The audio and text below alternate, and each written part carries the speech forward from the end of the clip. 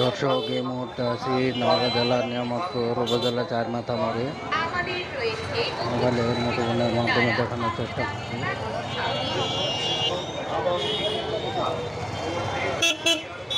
এই যে দেখতে পাচ্ছেন চারমাথা মোড়।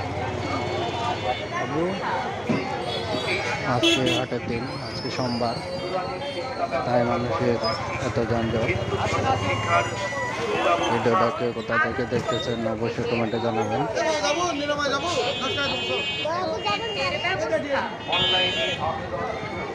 মানুষজনের সবসময় লেগে আছে।